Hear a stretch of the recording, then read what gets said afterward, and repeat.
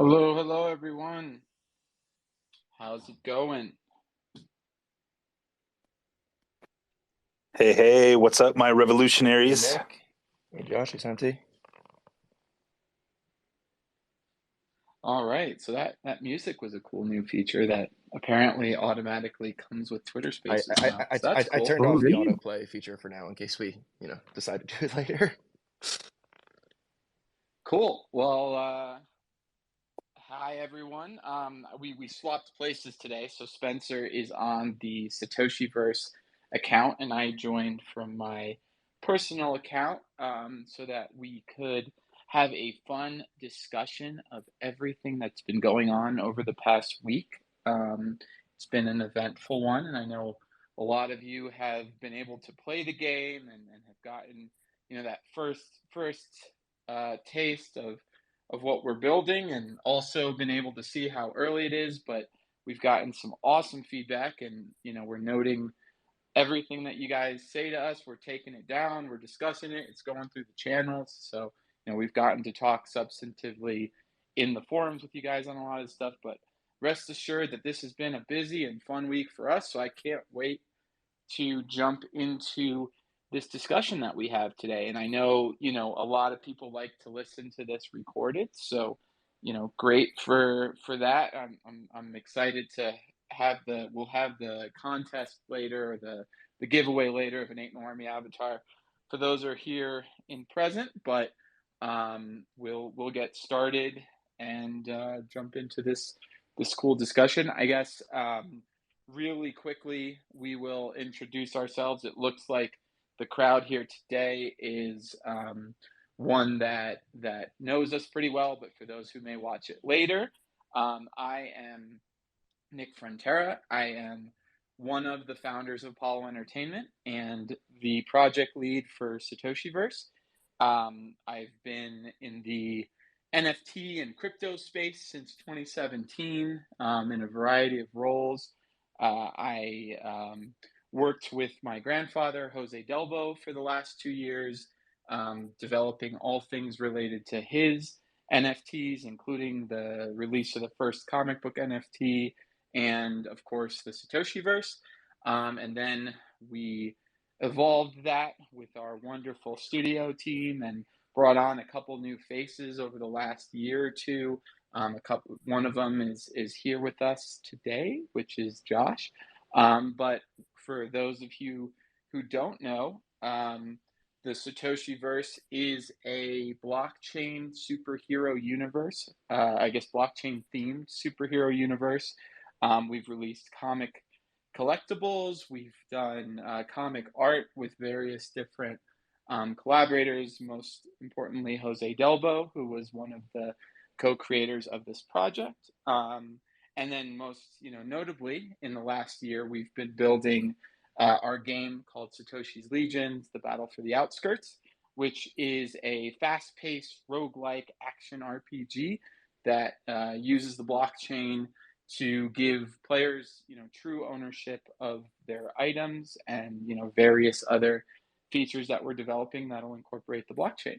And so, of course, for those of you who are new or may not know, check out our socials, check out our website, satoshiverse.io, and you can learn all about it. But that's it for that. So, Josh, why don't you give a quick introduction of yourself, your role, and your background, and then we'll get Santi introduced.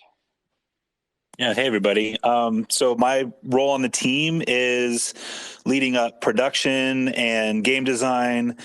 My background before getting into the blockchain space and NFTs in general was in the AAA gaming space. I was a producer for some bigger companies, 2K Games, Electronic Arts, Sega of America, and yeah, basically, kind of discovered NFTs, I would say in 2018. I've been in the space since 2017, but it was all so very exciting to me, and I saw so much opportunity. So ever since then, I've been, trying to learn more and just figure out a way to merge those two things. And so yeah, we'll talk a bit more about the details of that and how I got here, but that's my general background. So yes, for those of you who don't know me, I'm Santiago. I have a background in architecture and journalism, but for the last 5 years or so, I've been dedicated to created virtual experiences, especially in Unreal. Uh, at the beginning, we started focusing on VR, and then we pivoted into video games and uh, creating assets for 3D worlds. And that's how we met up with Nick a couple of years ago already, which seems pretty. It seems like it was a couple of weeks ago, but it's been a wild ride for sure. And from there, um, we've been working on the Satoshi verse for almost 2 years now. Maybe Nick can correct me. I'm a little bit fuzzy about the details of time, especially after the pandemic. But um, yeah, I'm super happy that we've released the first version of the game and seen the feedback of the community. So I'm really glad to talk about this.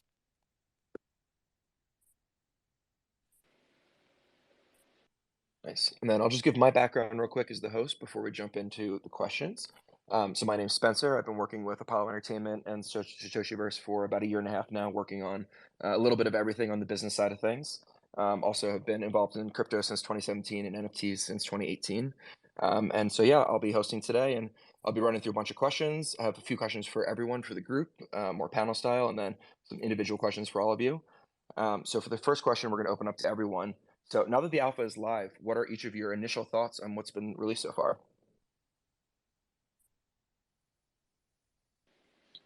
I could start. I'm excited. Gosh, it was probably a year and a half ago.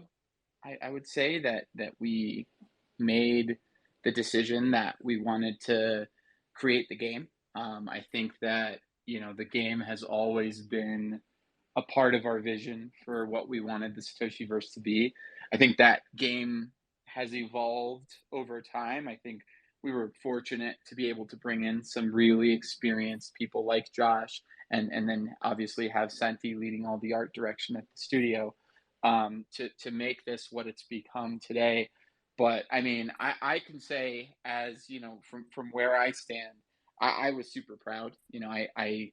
It went from concept to something tangible over the course of the last year, and I think what it's really starting to look like everything we hoped it would be.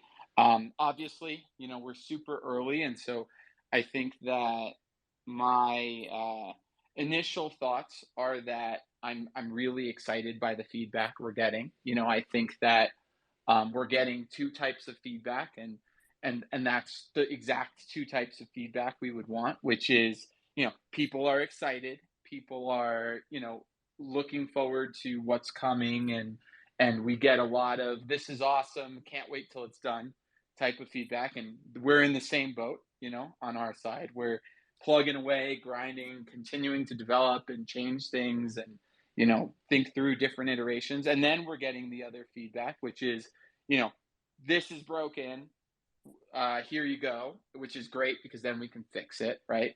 And then there's other feedback, which is I think this would be better if, which is also awesome because we're kind of still in a phase where we're still designing a lot of the systems, and there's I'd say with this alpha you probably see about 60 to 70% of the design of the game, not necessarily of the content. There's still a lot more content that will go in, but of the basic gameplay loop. But there's some major systems that aren't even at play yet, and I think that that's what I'm really looking forward to continuing to develop and have into the next alpha. When we release the next alpha, I think that's going to be a really awesome thing. So kind of getting that feedback, it has been awesome.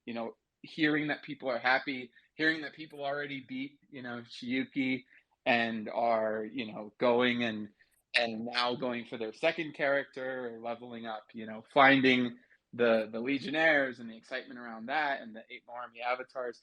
I think there's a lot of cool stuff that's been happening this last week, and I just want to say that I'm proud of what we've been able to accomplish. I'm super happy with the community that we've been able to build, and so incredibly honored by the feedback, and happy to hear that everybody is excited about the game, and thankful for all the help that everyone's giving by testing it and giving their substantive feedback. So sorry that was really long-winded, but this has been a really cool week for me. Yeah, Nick pretty much said everything that was on my mind. And I'm really not only grateful that the community is being so helpful and have giving us some great ideas and just getting engaged, but it's just also remaining so positive. And I think that's a big thing. Just I'm in other communities where there's just a bunch of people who try to find all these negative things, and so it's not just that people are positive, but that it's clear that they understand what we've communicated and that this is an early build. But we still wanted to get this out and have it be something fun and reflect what the actual game loop would be. But that by no means means that the game is finished. Like Nick said, we've got plenty of other systems to get in there, plenty of new content to get in there. So just really working this last year towards prioritizing and focusing on what systems and what would be important, that when we get this in the hands of our community, they could at least see our vision, tangibly experience our vision, and actually have something that's fun. It's something that as this was coming together these past 2 or 3 months, it was really coming together, and internally we were actually starting to have a lot of fun with it, and just saying, yeah, but this is already fun. So seeing that also mirrored in the community, and people kind of making the same comments, and knowing that it's fun, but knowing that things are still underway. I don't think it could be really in a better spot, and I'm just super proud of the team for crunching and getting us to the point that we are. And we're just going to continue to keep our heads down and continue to build on what we have here. We'll, start to put in some more formal processes in place for gathering more feedback with the community, and getting some more concrete, specific things requested of them, stuff like that. So working on patches, working on new content. Yeah, super happy and super proud. Yeah, I think reiterating a little bit on what Josh is saying, I think we've always felt like our community is part of the development team, and I think it was crucial for us to have people and our community involved in a very even in early stages. And I think I'm super glad and happy about the feedback that we're receiving, like Nick was saying, of all kinds, either good or bad, or everything has been super positive, but even constructive feedback has been super important and has made our path so much clearer, and also has given us like some points on where we can retouch and start working. So I'm super glad of where we're at, but also or of where we're going based on community assessment. So thank you guys for being part of the development. Awesome. Thanks, guys. So my first individual question is going to be to Santi. So I was wondering, can you walk us through what you and your team's process is for creating art for the game, and kind of just give us a look behind the curtain of what it takes to make this all happen? Sure. So normally we start the discussions with Nick, and even sometimes with Jose, and we start sort of understanding what the world is all about, and what, for instance, a new character should be based on everything in our story, or our lore, or uh, different aspects of just like conceptual ideas. And then from there we start sort of poking around different references, and we look around in different games or movies or books that we love, and after that we create a concept art we have a fantastic new concept artist that's one of our new members of the team that has created some amazing starting points for the team, and from there, our team sort of starts creating the basic features of the character or the prop or the setting or whatever it is that we're creating, and after that first blocking stage, we start just iterating a ton until we're happy with the basic concept, and then from there we start creating details and yeah, I think wherein the details come into the project is where we actually create uh, the textures and the actual storytelling within the 3D art, and yeah, I think that's sort of the process. After that, we make sure that everything technically is on point, so we can introduce it into Unreal and into the game. And after that, uh, the tech team does its thing and sort of actually makes it a usable thing within our world. So uh, that's sort of a super high view of our pipeline. Cool. Yeah, I mean, it's obviously a lot of work that goes into building this stuff out. So love it. So next question is to Josh. So you mentioned before in your background that you have a lot of experience working with AAA studios like Sega, EA, 2K Games. So what was it that made you want to work on a Web3 gaming project like the Satoshiverse? I mean, I think it's a lot of different things. I mean, specifically with the Satoshiverse, I started out actually consulting with these guys early on because I had a previous gig together with Nick, and we became friends. We were just really on the same wavelength in terms of our vision for the metaverse and just Web3 and all the things that we get excited about. But if I take a step back even further to before I even knew, before ETH existed, I was aware of like Bitcoin back in the day, but I like in, I don't know, 2014, 2013, 15, I think I learned about it. But while I was working at 2K Games, one of the things that was cool that they let us do was kind of go up and just pitch ideas, like just general ideas for games and stuff like that. And so at that time, I was the producer for a turn-based strategy game called XCOM: Enemy Unknown, which is it's like a turn-based game where you outfit and you bring soldiers to the field and then fight against these aliens, and there's a multiplayer aspect to it. But I've always been huge into board games and role-playing games and things like that, and so I had this idea of creating a turn-based strategy game where you could collect, basically have all of these different characters like from our IPs and stuff like that, but that it would be more like a collection type of game. Didn't ever go anywhere, but I still had that idea. Like even after I left 2K Games, it was still like a game that I wanted to make. And my whole pitch then was about Pokemon and got to collect them all and Magic the Gathering and all this sort of stuff.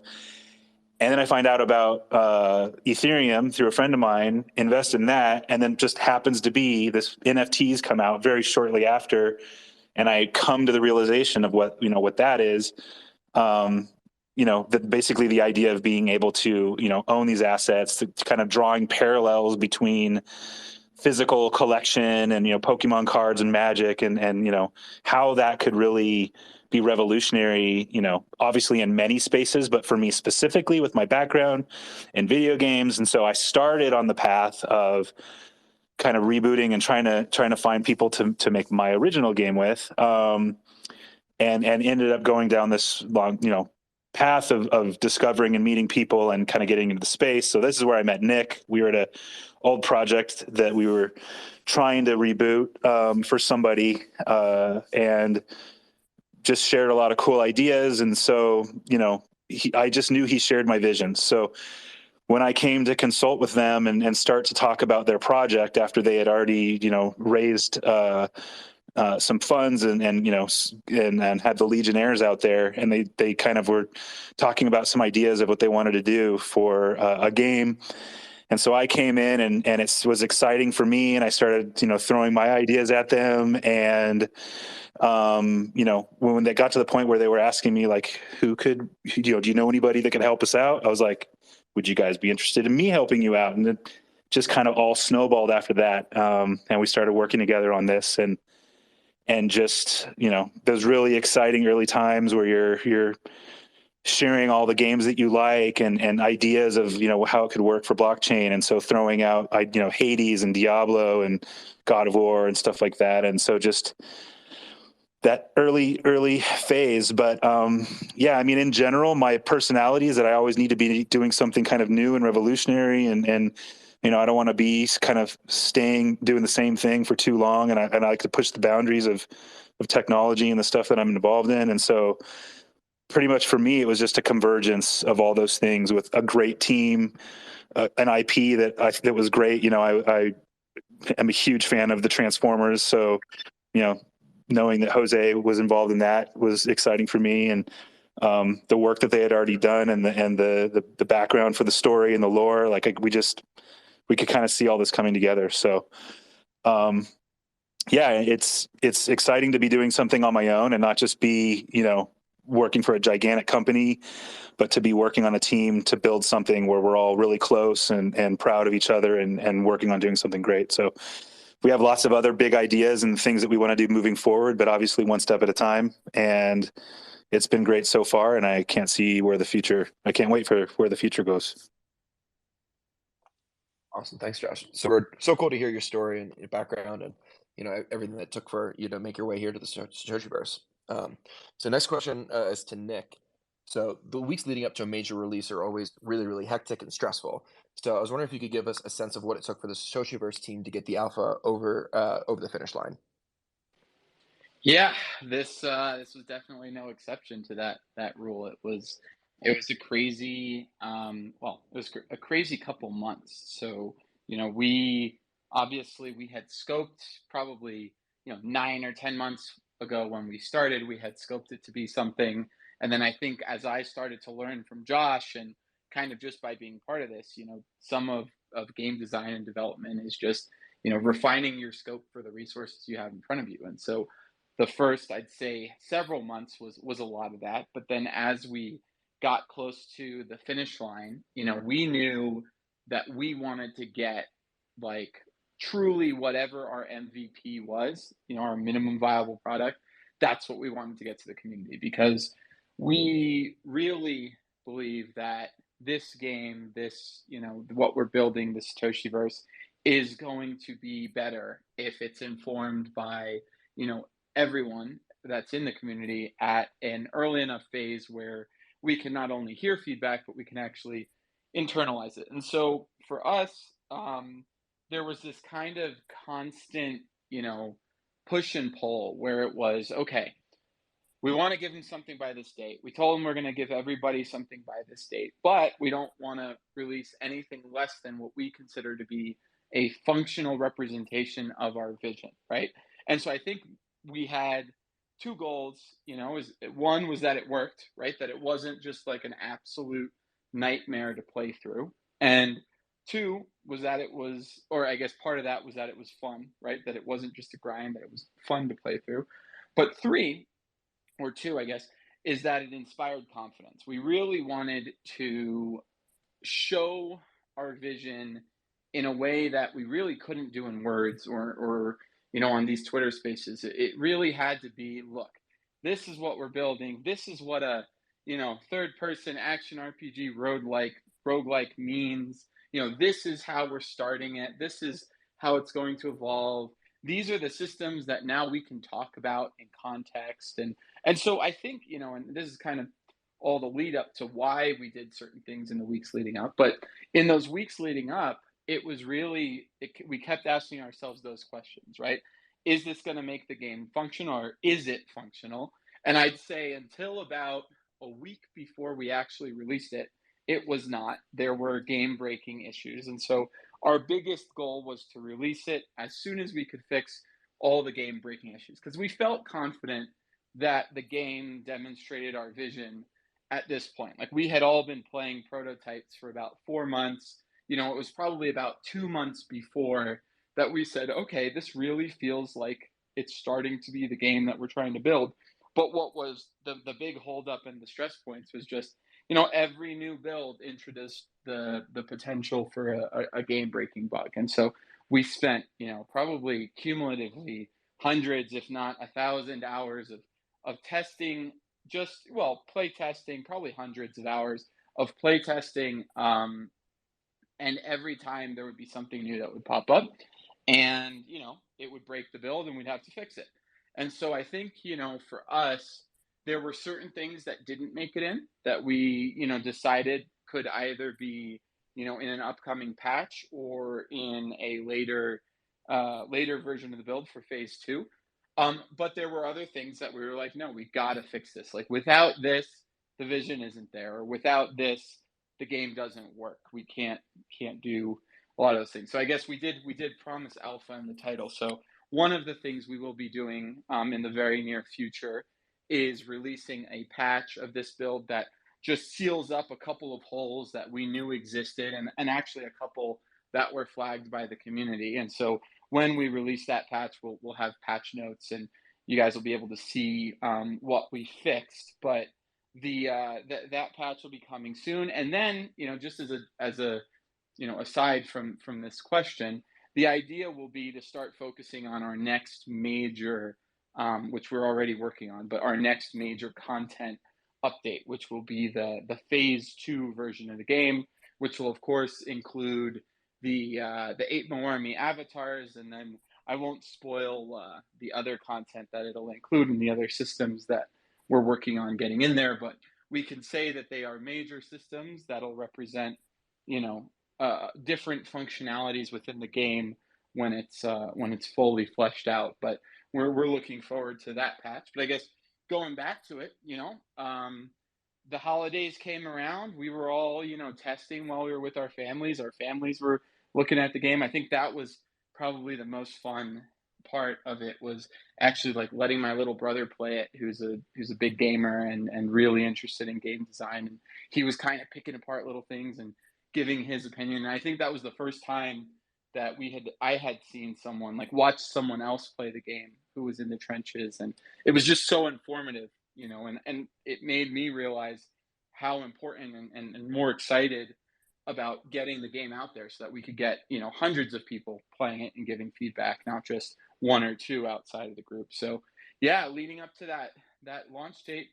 was a gauntlet, but then, I'd say about 5 days before, we had a version that we felt really good about as our initial, MVP launch version. And we 5 days later, we pulled the trigger. We got, I think the days between then and the launch were spent a lot of content writing up those guidebooks, and all the disclaimers and all the stuff that has to get done that isn't directly related to the development of the game, but is super important. So if you haven't already checked out all of our little Discord channels with all the information, please do check it out, because it took us quite a while to put all that stuff together. And I think, there's a lot of information, especially if you start to read between the lines. You can pick up some strategies, and there's some tips in there. So might help you guys a little bit as you're searching for 8 Army avatars and legionnaires within the game.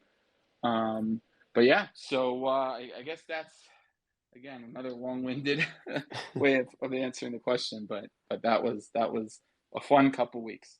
Yeah, well, so I actually had a follow-up. So you mentioned that you had some must-have items that you felt like you had to get into the game. I was wondering if you could share what some of those were.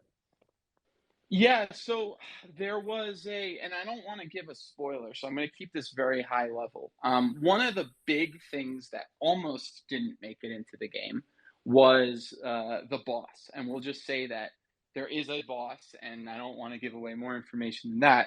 But there were a lot of things that weren't working as designed with that boss leading up to, just a couple weeks before the game. So one of the things that we wanted to make sure were in there kind of at the end, but we weren't sure we were going to get in, and I'm really happy we did, was the boss, so that we could feel like there was that whole game loop.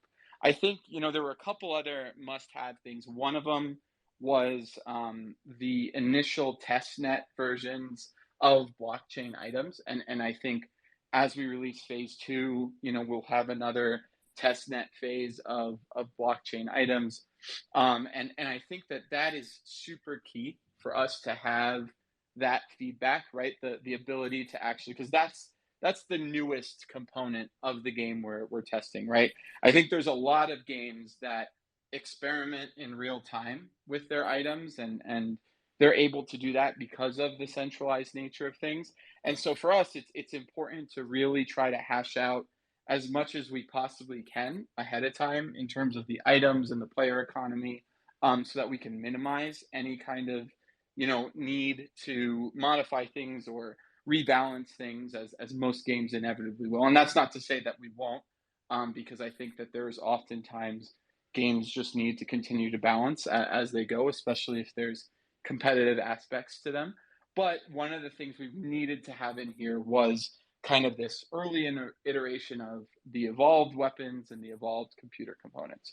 Another thing that we needed to have in was our avatar progression system. I think one of the key features of our game is this concept that avatar progression is going to be tracked, and I guess right now the blockchain component of that isn't there, but in the future I guess you start to see how your avatar's progression is going to affect the gameplay, and what the avatar component to the gameplay will be. And then so when that metadata begins to be tracked on the NFTs themselves, that will have significance that people will understand because they've seen it in the game. And so that was one thing that we knew we needed to have in. And then, of course, I think there's an obvious one, which is the Legionnaires, right? There was theoretically an option that we could have released this alpha with one avatar, right? We just test it with a dummy avatar. But we really wanted to demonstrate the potential for natively 3D avatars that are Unreal compatible. When we built the Legionnaire project and the 8 Mo Army project, we did so knowing that these were going to be things that we wanted to include in games and hopefully in other metaverse type projects in the future. And so for us, one of the non-negotiables, even though there was a much easier way to do it, was we wanted everybody to be able to use their avatars in the game and actually feel what it means to own an avatar and have that experience of actually piloting the avatar, navigating a world. I mean, obviously there were a ton of things that I wouldn't say are must-haves, but they are key components. All the work that our incredible art team did to make the environments the way they are, right? All those little details, having all the little lore components in there, that was, I guess, from an artistic perspective, a must-have. Again, there were definitely options to just go and reuse assets that already existed and not make them our own, especially for testing purposes. But we didn't do that. We had, I think, 10 or 11 modelers working round the clock on the characters, the environments, the props, everything. And so Santi could probably talk a little bit more about that, or did a little bit before. But yeah, I mean, I'm probably not hitting all of them.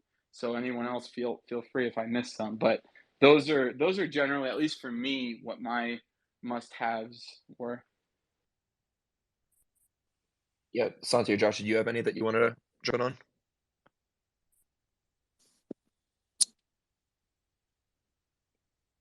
No. Okay, no problem. Move on to the next question. Josh, I think we can't hear you. Hello? No, I think I feel very similar to Nick. I think from my perspective, like Nick was saying right there in the end, a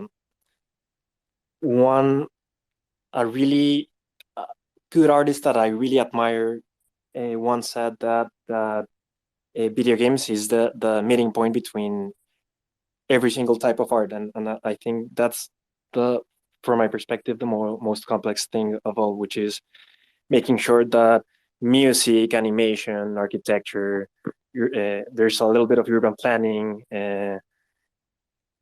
character design, sculpting, that all these things come together in a cohesive way, and to make sure that they are technically usable within the game, and also making sure that we meet deadlines, and that people are going to be happy with what we give, but also keep it consistent with our lore and our story, and just making sure that all of these little things come together is for sure what I think was one of the most complex things within uh, the art department, and yeah, the amount of people that were working. We wanted to make sure that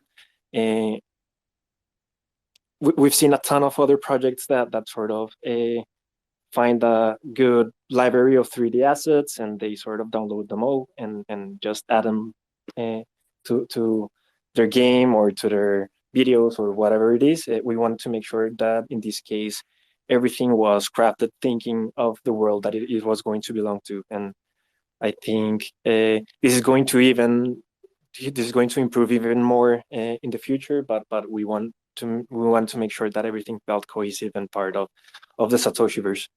So like Nick was saying, I think that was one of the hardest things, but for sure is one of the most rewarding things as well. I think some of the comments that I really enjoyed from the community feedback was people loving the art. So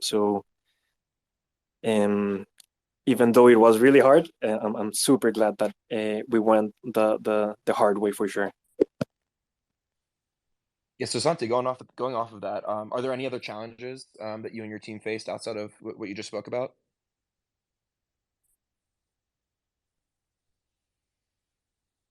Santi, I think you're on mute. Hello? Oh, we can hear you now.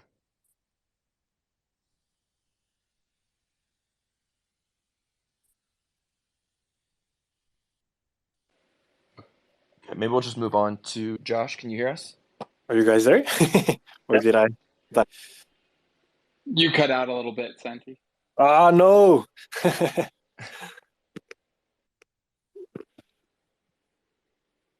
I actually you cut Guys, out hear the me? whole time. So if you want to, yeah, we can kind of hear you now. Are you talking? Nope. All right, maybe we'll move on to Josh for now until Santi can figure out what's going on with his audio. So Josh, I wanted to ask you about feedback. So what kind of feedback have you received from the community so far? Yeah. As I said before, I mean, a lot of positive feedback, but I think, some of the things that I was specifically looking for is, some qualitative feedback in certain areas. And, there's some things, as Nick was saying, we just have to prioritize and make decisions on, what state things, can be in to be acceptable as we pull all of these pieces together for a minimum viable product. And so, one of the systems that I personally feel is super important and is like earlier than I would like it to be, but it's just kind of how the cards fell right now, is the combat system. So we have it in a state where people can experience the game, experience the gameplay loop. We have some abilities in there and have it set up so that our philosophy of wanting it to be more of a fast-paced combat game and not like a more slow and more plodding game. I think we were able to effectively do that, but there's still a long ways to go in terms of enemy AI and enemy engagement and our abilities and things like that. And so what was great to see from the community is one, them showing and understanding that this was early and understanding that we are looking for some specific qualitative feedback, but not just feedback on what we have, but ideas on where this could go based on their experience. And so, them understanding our philosophy through experience. And so, just having people drop in their comments about, that they would like to see combos, which is, something that I also, agree with. And, and there's a lot of things that need to be done just in terms of polish and animations, and there's a lot of little things. Something in the game industry, a lot of us call juice. But at the end of the day, that's like what you're doing, right? That for me, that from a designer perspective, that's the play part of the game, right? And we have all these other layers that are great as well. We were able to show off a lot of great art. We were able to show off, obviously, something important to us is the Web3 connection, the fact that, you're not just playing a fun game, but that you get to evolve your swords and your weapons. And, that we're just showing a very basic idea of, items, but that's the thing that we're building out as well. But just getting feedback from our community on what we have in there. And I think that the great thing is that a lot of things that they're telling us is stuff that we already have on our radar, stuff that we've already seen as well. So it gives us a good, a good feeling that we're already heading in a good direction. And so, getting that play testing, getting that feedback to, confirm some of the things we're doing, and then, being open to other new ideas as well, has just been great. And another area that's super early, like it's literally our first pass, is our UI, the user experience with all of that. And so, that was a system that we really had to work on, and, get out a lot of bugs and a lot of things going on there, and get it in a state that, that worked, and again, helped us, work through our game loop. And so, for sure, there's a lot that needs to improve there. But just, getting people's feedback in that area is really helpful as well. So yeah, I mean, there's a lot of things it takes just, to make a good game. As I've said many times before, games usually, they suck for a long time just until they don't. And I feel like we're in a good place based on how early this is. And I'm just really looking forward to just continuing to move forward with the community and get their feedback on specific things, and, get in the chat rooms and start to talk about, very specific topics, and, maybe tag some particular community members, to help us, more often than not. And just, I don't know, start to really build out this community portion of the design, because I think that's very, very unique, in general. And the one last thing I will say is, I think a lot of Web3 experiences are really focusing around just the Web3 interaction and the Web3, and how people can just, earn NFTs and make money and things like that. And yes, those are important to all of us in the space. But I think a really key thing is to actually have a quality experience, because then that'll give people reasons to want to build out their collections and to do all that stuff, more than, oh, I'm just grinding to do this thing and I'm not having fun, but hopefully somebody else will in the future. And, I'm just speculating on somebody else having fun. Like, if people can actually have fun right now while they're also receiving their NFTs, I think is so key. And, hopefully that's what we see in 2023 is that just really building out in that way. Awesome. Thanks, Josh. So now I'm going to announce the winner of our 8Mo Army avatar for our listeners today. So the winner is VSJ at VSJ Nor. Congratulations. So last question here, I'm going to open up to everyone, and this kind of goes off of what Josh was saying just now. So I want to hear from each of you. So what are some of the near-term improvements that you'd each like to see made to the game to get it ready for the next release to 8Mo Army avatars and holders?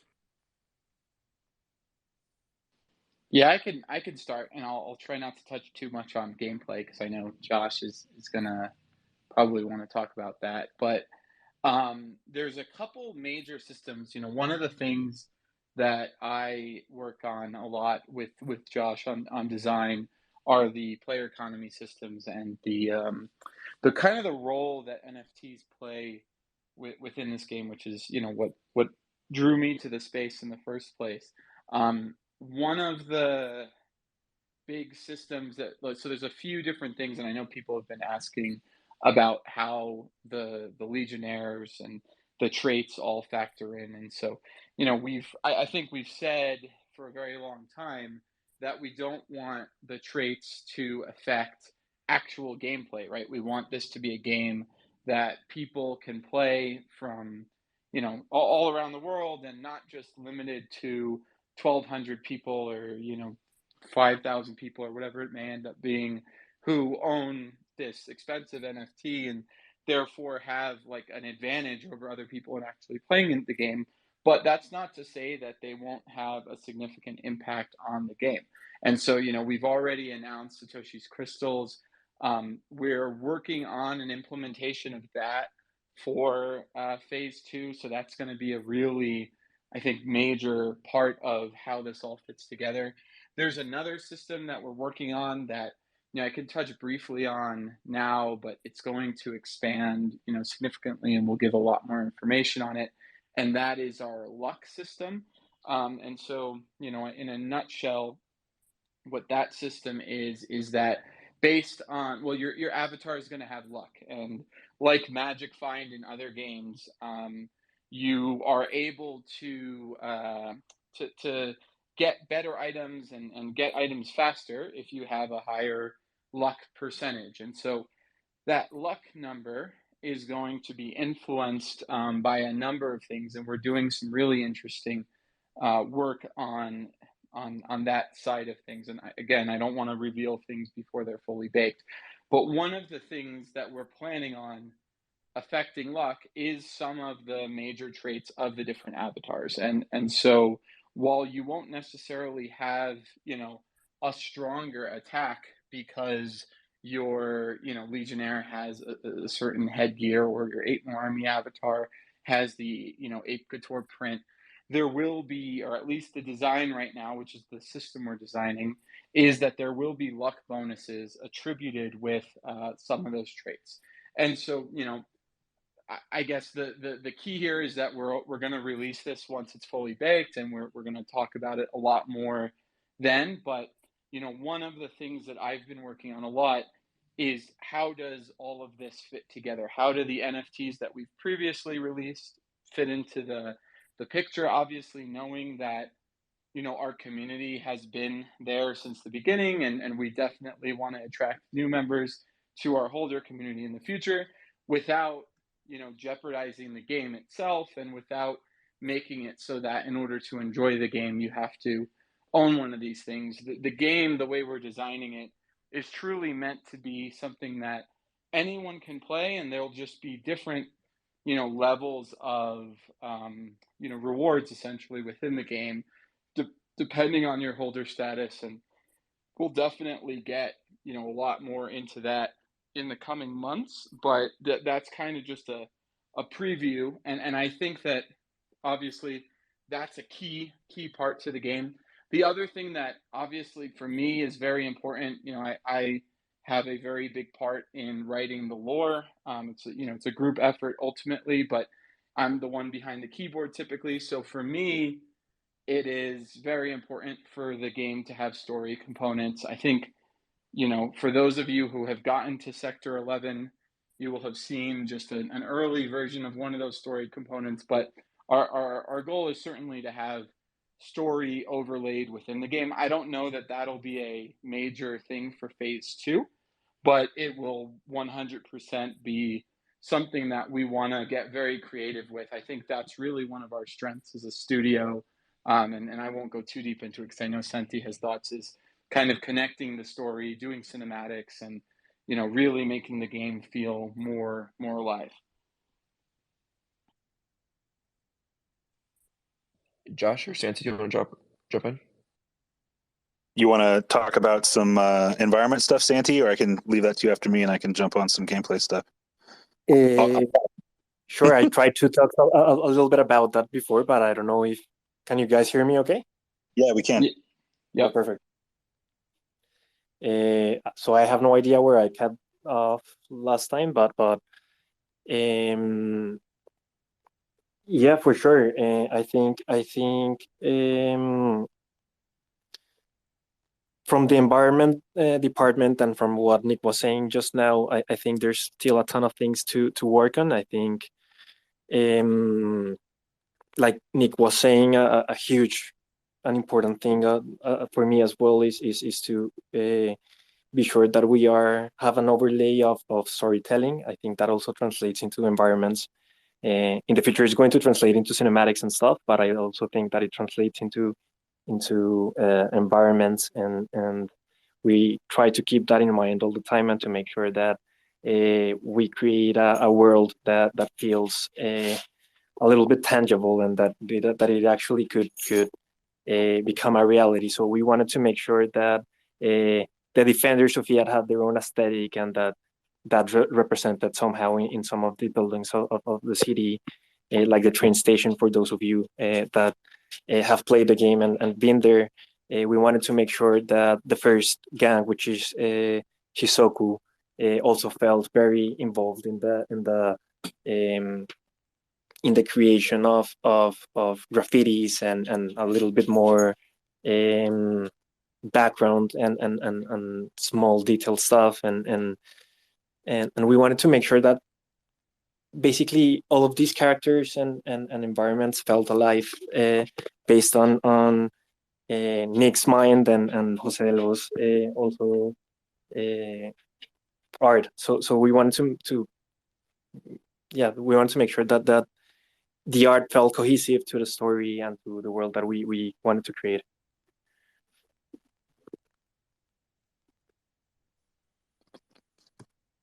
And we'll be introducing new enemies as well.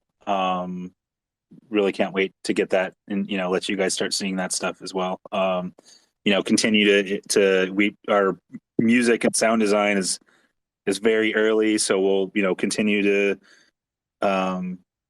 improve the actual the sounds of combat, the sounds of the different areas that you're in. So introducing different themes and styles, and yeah, I mean, like Nick was saying, personally, I'm really into the gameplay and just the kind of making things fun. And one of the pieces of feedback that Nick's been pushing for a while, that's been confirmed in the community, is just people's desire to have.